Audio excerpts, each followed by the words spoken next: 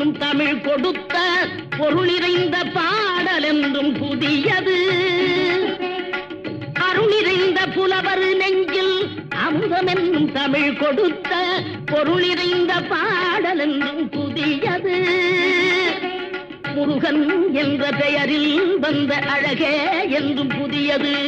முறுவல் காட்டும் குமரன் கொண்ட இளமை என்றும் புதியது. முறுவல் காட்டும் குமரன் கொண்ட இளமை